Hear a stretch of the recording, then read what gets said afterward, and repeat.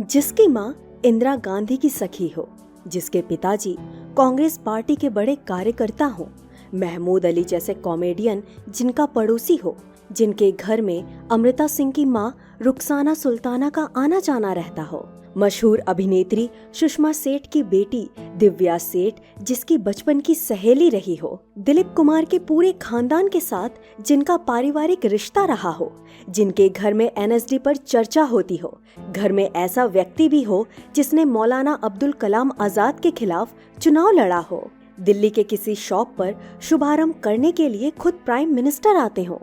क्या ऐसा इंसान गरीब, बेसहारा, आउटसाइडर, स्ट्रगलर हो सकता है? क्या होगा अगर हम आपसे कहें कि हम शाहरुख खान के बारे में बात कर रहे हैं?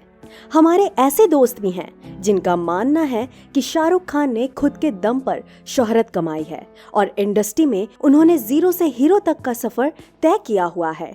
लेकिन आज आपकी गलतफहमी टूटने वाली है। लेकिन ये बताना भी लाजमी है कि शाहरुख खान इस दौर के महान अभिनेता हैं। शाहरुख खान हमारे फिल्म जगत के आखिरी सुपरस्टार हैं और इस बात को हम भी समझते हैं। उनके बाद किसी को भी सुपरस्टार नहीं कहा गया और आगे भी नहीं कहा जाएगा।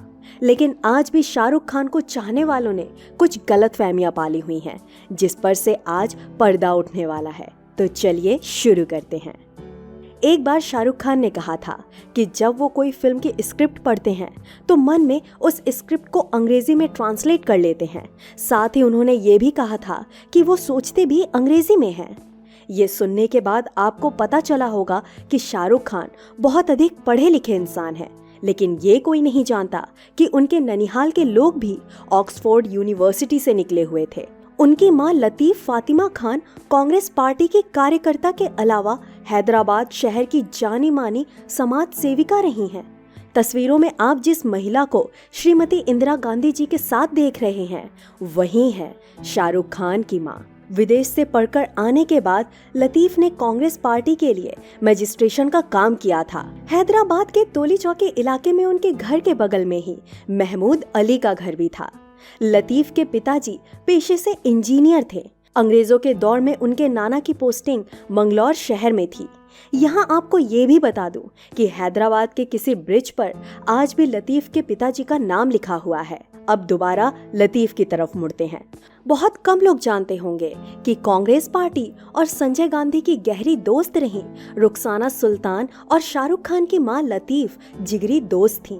पॉलिटिक्स में गहरा ज्ञान वाले लोगों को शाहरुख खान के बारे में पता ही होगा, लेकिन फिल्मों की जानकारी रखने वाले लोगों को आज भी नहीं पता कि मशहूर अभिनेत्री अमृता सिंह रुखसाना की ही बेटी हैं। जी हाँ दोस्तों, शाहरुख खान से 8 साल बड़ी अमृता सिंह बचपन के दिनों में शाहरुख खान की बेबी सिटिंग का काम करती थी। यहाँ तक शाहरुख खान की बड़ी बहन शहनाज भी अमृता सिंह की घनिष्ठ दोस्त हैं। एक दौर था जब हम भी शाहरुख खान को आउटसाइडर ही समझते थे, लेकिन कुछ साल पहले हमने ये तस्वीर देखी।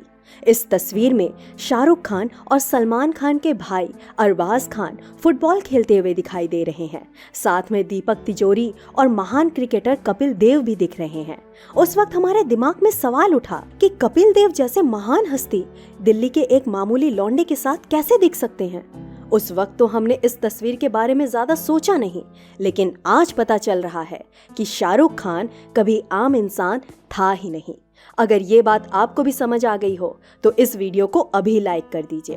अब शाहरुख खान के पिताजी ताज मोहम्मद खान पर बात करते हैं। उनके बारे में बताने से पहले आपको ये बताना जरूरी है कि ताज मोहम्मद खान के आधे रिश्तेदार पाकिस्तान में रहते हैं, लेकिन ऐसा कहना गलत है कि शाहरुख खान पाकिस्तानी हैं।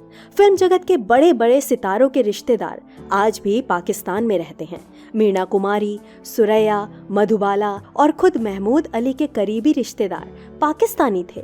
खैर, ताज मोहम्मद खान पर विस्तार से बात करते हैं। इंटरनेट पर बहुत सारी रिपोर्ट्स आपने देखी होंगी जिसमें दावा किया गया है कि शाहरुख खान के नाना शहनवाज खान सुभाष चंद्र बोस के सहकर्मी थे, लेकिन ये बात आधी सच है। दरअसल शहनवाज और शाहरुख खान की मां के बीच कोई रिश्तेदारी नहीं थी। उनका रिश्ता तो शाहरुख खान के पिताजी से था। शहनवाज ताज मोहम्मद के कजिन भाई थे। इन्हीं शहनवाज के आधे बच्चे पाकिस्तान बस गए तो आधे बच्चे हिंदुस्तान में रह गए। विकिपीडिया के अनुसार शहनवाज ने शाहरुख खान की मां को गोद लिया हुआ था, लेकिन इस बात में भी कोई सच्चाई नहीं है। खैर, अब आगे बढ़ते हैं। शहनवाज ने कांग्रेस पार्टी और उसके बाद आजाद हिंद सेना में भी सहयोग दिया हुआ था।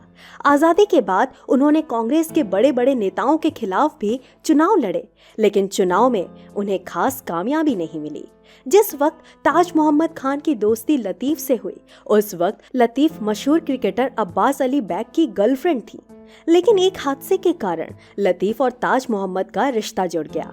दरअसल लतीफ अपने भाई के साथ कार चला रही थी और बीच रास्ते में उनका एक्सीडेंट हुआ। उस वक्त ताज मोहम्मद ने लतीफ को बचाया और इस घटना के बाद दोनों एक दूसरे से प्यार करने लगे और दोनों ने शादी भी कर ली। ताज मोहम्मद के जीवन में बुरा दौर तब से शुरू हुआ जब उनके भाइयों ने उन्हें पाकिस्तान की जायदाद देने से मना कर दिया। उसके बाद ताज मोहम्मद किसी भी बिजनेस में सफल नहीं हुए। यहाँ आपको ये भी बता दूं कि शाहरुख खान के पिताजी एनएसडी से जुड़े हुए थे। वे भी अभिनेता बनना चाहते थे। दिलीप कुमार की मदद लेकर उन्होंने के आसिफ को ऑडिशन भी दिया हुआ था, लेकिन आसिफ साहब ने उन्हें ये कहकर जलील कर दिया कि एक्टिंग तुम्हारे बस की बात नहीं है, एक काम करो, एक बच्चा पैदा करो और उसे एक्टर बनाओ। किस्मत का खेल भी देखिए, ताज मोहम्मद का लड़का फिल्म जगत का किंग बन गया। ताज मोहम्मद खान 1981 में इस दुनिया से चल बसे। बेशक वे एक दुखी इंसान थे, उनका करियर पूरी तरह से असफल रहा। इसलिए तो उन्होंने शाहरुख खान और बेटी शहनाज को उनकी नानी के यहाँ छोड़ा था। पिता का इंतकाल हुआ तब शाहरुख खान 15 साल के थे। उसके 10 साल बाद माँ भी चल बसी। ये कह सकते हैं कि लतीफ और ताज ने बेटे का स्टारडम देखा ही नहीं। लेकिन बड़ी बहन शहनाज आज भी शाहरुख खान के साथ मन्नत में रहती हैं। रईसी के मामले में शहनाज भी कुछ कम नहीं है। लंदन में उनका एक होटल भी है। अब आपको यकीन आ गया होगा कि शाहरुख खान बिल्कुल भी आउटसाइडर नहीं थे और ना ही वे गरीब थे। लेकिन यहाँ आपको ये भी बता दूं कि ताज मोहम्मद का आखिरी समय बहुत ही बुरे हालात में गुजरा। वे हमेशा खुद को नालायक समझते रहे, इसलिए उन्होंने दिल्ली की सारी संपत्ति छोड़ दी, बीवी बच्चों को उनकी नानी के घर छोड़ दिया और अकेले रहने लगे।